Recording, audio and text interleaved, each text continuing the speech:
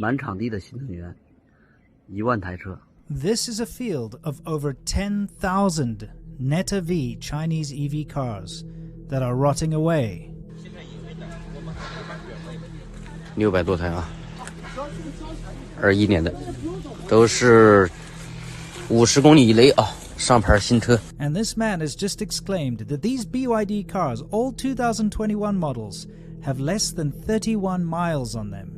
Just like that field of 10,000 cars, they all have license plates on them, they're all fully registered, and they've been put away to rot. Yes, all of these cars have been left to rot. Why on earth is China throwing away entire fields of electric cars? By now, we've all heard that China's EV sales are outpacing the rest of the world. You'll see the headlines that say, China is now the leader in EV sales, and Tesla's got to watch out, and all this other nonsense. Well, guess what? It's true, the numbers are true, but what you're not taking into consideration is that China is the land of shortcuts and facades, and all of these cars that you're seeing in this field, well, they're counted in those numbers. You see the Neta Vs and the BYDs and the bigger brands that you see huge amounts of them just parked out to rot. Well, you see, that's because they need the numbers. In order to get subsidies from the government, in order to put out the sales figures that they've sold more than Tesla and that they're leading in EV production and EV sales, they need to have these fake sales. So BYD themselves will register them and put them on the market and then claim that they've been sold. And then, of course, they've got all those excess cars and they just stick them in a field. And you can make history tomorrow. But there's a bigger problem. There are even more car graveyards. And that has to do with this stupid investment scheme. Let me explain. In China, very often you get these fly-by-night investment schemes. Someone comes up with a good idea like bicycle sharing, for instance. And guess what? People jump on the bandwagon. They raise a bunch of investment capital. They start a company. We saw it go absolutely crazy with the shared bicycle schemes. We covered this on the China show where we showed these mountains of bicycles that had been discarded because the companies knew that if they pumped these bikes out, they'd keep getting investment. So they just kept pumping them out, even when it wasn't financially viable, because like a Ponzi scheme, you just keep getting your investment money in, and all of these bike companies pretty much shut down except for two. And a lot of the people that started these bike companies ran away with the investment money, never to be seen again. The bicycle sharing schemes kind of came to an end in late 2018. And then suddenly, and because the bicycle sharing investment scheme had now disappeared, people stepped in with a new investment scheme for shared vehicles. And this time it was for electric cars. Now, there's this fantastic video, which I'm going to link below in the description. You can see it in the background here. But there's a documentary filmmaker who went and took drone footage of the shared bikes. And he made this video called No Place to Place in 2018, where he showed all of these massive mountains of the shared bike failures. But he then went in 2019 to film the fields of abandoned electric vehicles. So this is No Place to Place 2.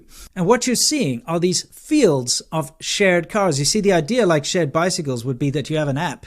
And if you need a car, you can look in your app and see, oh, there's a shared car nearby, a shared electric vehicle.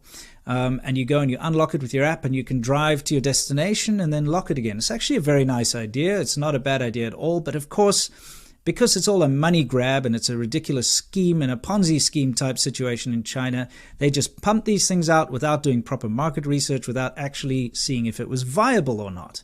And so the end result is fields and fields of thousands of hundreds of thousands of abandoned vehicles that are now going to rot.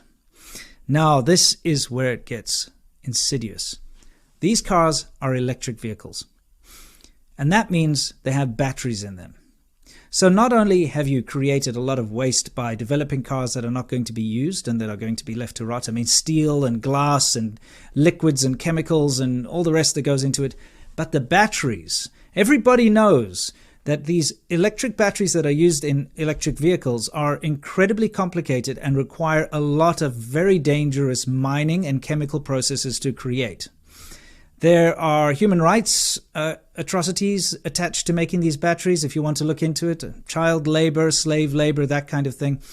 But the detriment to the earth in mining all of these chemicals and all of the materials needed to create these electric vehicle batteries is just insane. So now you've created all of this environmental damage to make these cars, and then you just let them rot in a field. And of course, now they're going to create even more environmental damage because they're going to sit there for however long with all of these chemicals and batteries in them and all the rest of it. And they're going to pollute the environment further. So it's like a double whammy. Not only have you damaged the environment making them, but now you're damaging the environment by discarding them. And this is where China tricks everyone. You see, you hear about their great green initiatives, this being one of them. Oh, look, China's really pushing forward in renewable energy and electric cars. And if you just read headlines and you look at the numbers, etc., you would think China's doing a very good job. But what you're not seeing is the fact that China is actually destroying the earth at a rate never before seen. So you have to look past the facade, and people still don't seem to get this. China is an opaque country. They block all of this information from the rest of the world. You would not be able to just see this. If a company does something like this in the West, you bet your bottom dollar there's going to be a lot of eyes on it. A lot of big news outlets will cover this. There will be, heads will roll. People will have to reply to this. The companies would have to pay some kind of a fine for damaging the environment or for doing bad things like this, like an oil spill or something like that. We know that there are ways to deal with these things, but because we don't see these things in China, nothing gets done.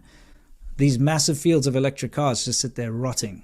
China's green technology initiatives that you keep hearing about are mostly bullshit and a smokescreen to hide the fact that they're doing all sorts of environmental crimes. And remember, it's all about turning a profit. It's not about saving the environment or anything like that. It's a propaganda push and it's a money grab. They want your investment. They'll say, hey, look, invest in China, invest in these green initiatives. You feel good, you go and invest your money. It's being used for wasteful projects like this that really damage the earth. So think twice before investing in China.